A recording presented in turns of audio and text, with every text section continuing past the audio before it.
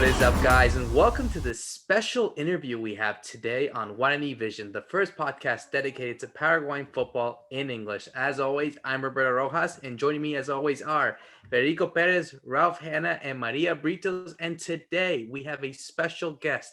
We have Kristian Bengtson. He is a Swedish supporter based in Brazil who is the owner of the Anything Palmeiras Twitter account and is here to discuss the upcoming final of the Copa Libertadores between Palmeiras and Santos, which will feature one of our own Paraguayans in Gustavo Gomez. So, Kristian, thank you so much for coming on.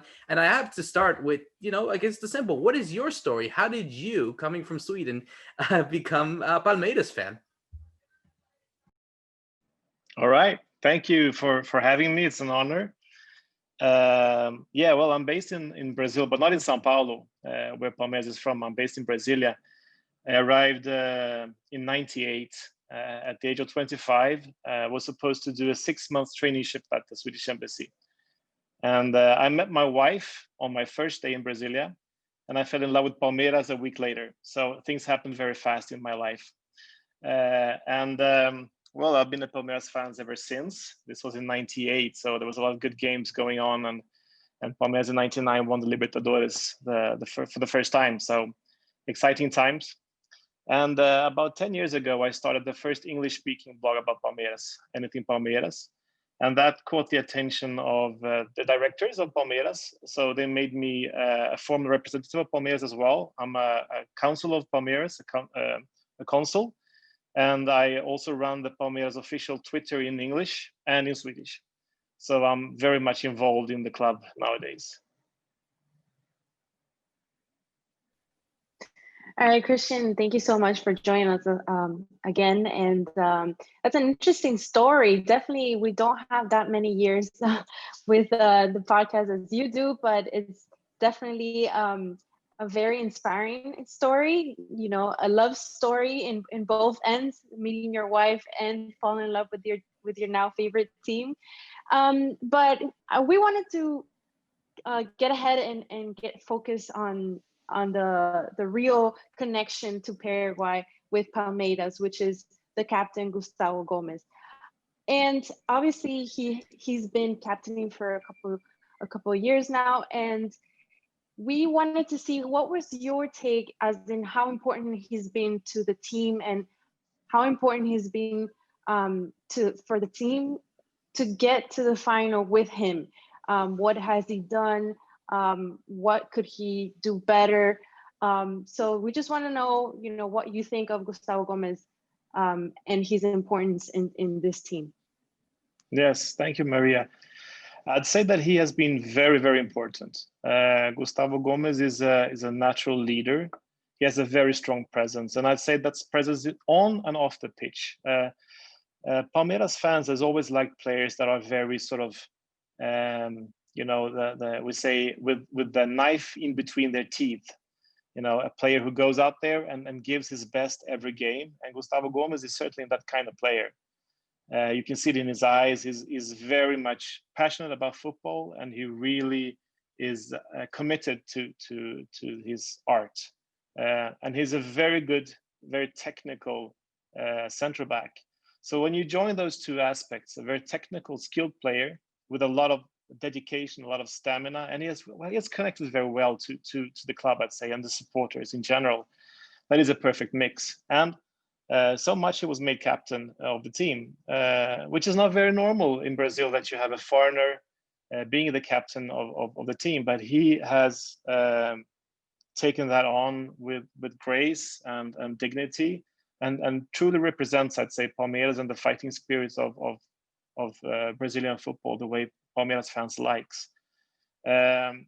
He has played some 108 games so far for Palmeiras now in the 2 years he's been with us, and he's been very solid defensively, and also had some success in the offense. Scored 13 goals, I think, so far, and he's a given in any starting 11 for Palmeiras this season. It's interesting you mentioned, Kristian, about being made captain and that it's quite rare. And that's something we wanted to ask as well, because I think there's historically been a lot of rivalry between Paraguay and Brazil, of course, especially on the football pitch as well. Were you surprised when Palmeiras made Gustavo Gomez captain, being not only not being Brazilian, but also being Paraguayan? I mean, I don't think there's much history in the league in Brazil that you have many Paraguayan captains. Yeah, you're right. But then again, I think that maybe Palmeiras, being a team that was sort of formed by immigrants, Italian immigrants, and had a history of having more foreign players, I'd say, than many other clubs. In the end, it wasn't that surprising. I think, again, his natural leadership style on the pitch, his sort of commanding style, and always seemed to be very much in control and always giving his best. It was almost a natural choice. And then also, I think he's very respected off the pitch. You always see him, with family, pictures of his daughter.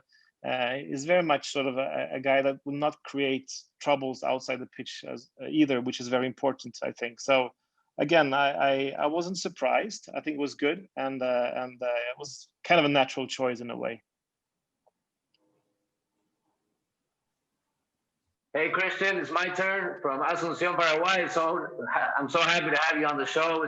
You guys deserve it. You know, the Palmeiras, they had such a good run in this Libertadores. I mean, just you guys deserve a spot on the show, especially because you got Gustavo Gomez. We wanted to talk about him. I got green fever myself, Kristian. I'm obviously on your side. I'm hoping Gustavo Gomez picks up that trophy soon. Here in Paraguay, we have so many Brazilians, right? I see that jersey everywhere here. It's practically normal in Asunción, almost all around Paraguay. But I want to talk about the journey. I want to talk more about the journey to get to this spot. The toughest game I must imagine was just this last one, right, versus River. That was just a crazy game itself. But you guys also played a couple of Paraguayan teams. You guys played Guarani. Palmeiras played Libertad also on the road to this final. So talk to me about those matches and how do the Brazilians see the Paraguayan football itself? Right. Yeah, it has been quite a journey.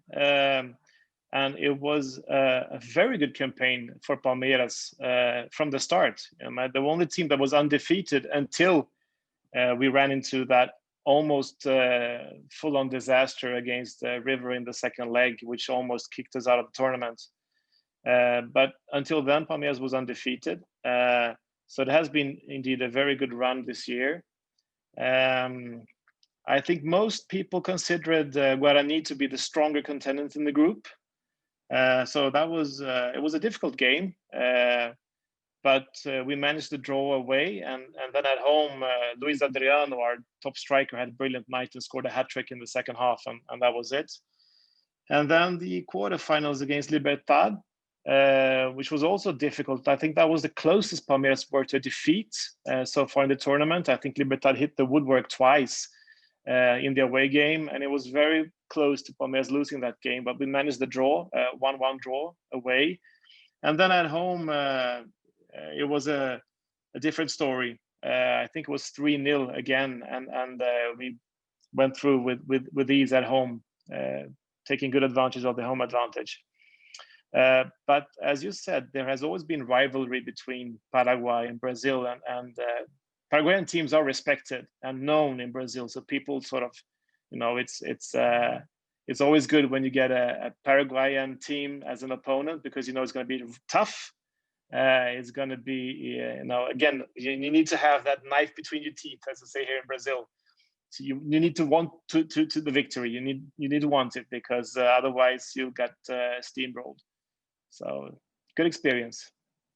And obviously, with that experience that Gustavo Gomez has had, it will lead him to have that unique opportunity that should Palmeiras lift the trophy next week, he will be the first Paraguayan captain, not captaining a Paraguayan team, to win the Copa Libertadores. So I guess to close this entire conversation off, Kristian, and thank you again for doing this, given all the success that he's had, the kind of respect that he's gotten from people in Palmeiras, the fan base, the players, everyone involved, the club. And given that he's still quite young in a way, but still in his prime, he's going to turn 28 this year. Do you see him possibly leaving to have one more try in Europe, given that his past experience at Milan didn't work as good as it did?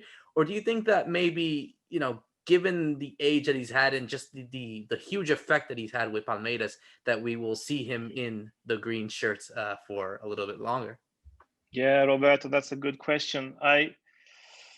What a scary thought. I didn't even think about that before you mentioned it now. There's a risk, but I hope not that big. I think that when Palmeiras, he played his first year for Palmeiras on a loan deal from Milan, and then Palmeiras purchased his contract, and they just renewed it. It was in July of 2020 with a salary raise, and it now goes until the end of 24, July 24, not the end, July 24. That's the contract. So 4 more years. Yes, he's only 27, so absolutely he has some good years ahead of him still. I would hope, and I think that due to his I'd say identification and commitment to Palmeiras that he's showing, and he seems very happy in São Paulo. I think his family has settled in well. He seems very pleased with his life in São Paulo. So I'd hope, and I think that even lifting the trophy and getting all the spotlights on him, I think I'd say that we can have him for at least 1 more year. But this is, of course, also a lot of heart speaking here and not maybe a thorough, cold analysis of the facts. Again, I agree with you. I think there's a market for him in Europe. If he wants to leave, I'm sure he could find a good club to play for in Europe. But I hope he stays for at least another year.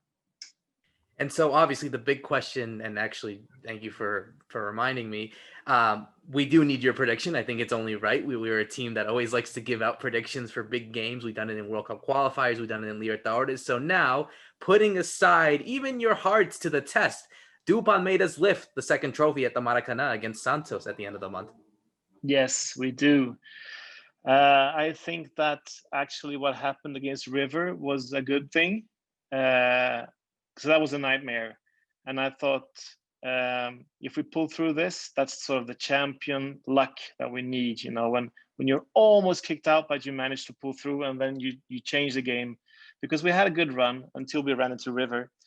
And I think that it's always suits Palmeiras better to be a bit of the underdog, because Palmeiras played brilliantly against River away and then very poorly at home.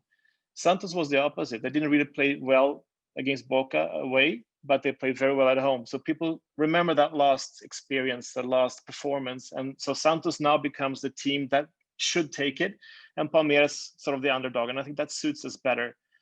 I also think that Santos might depend a bit too much on 1 or 2 key players like Soteldo, Marinho, and Palmeiras has a broader base of players that can, decide a game.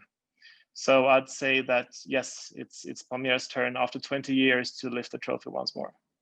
It will definitely be a very entertaining final. I'm sure all of us here, of course, are on Palmeiras' side to see Gustavo Gomez lift that trophy. Yes, we will be supporting them as the fellow Paraguayans that we are. So best of luck, Kristian, to you. And thank you again for doing this interview. And let's hope that next time we talk that we will see a second star on that shirt that you have on. So thank you again for doing this. And So guys, thank you again for listening to this interview we had with Kristian to talk about all things in Palmeiras, specifically on Gustavo Gomez. See you later.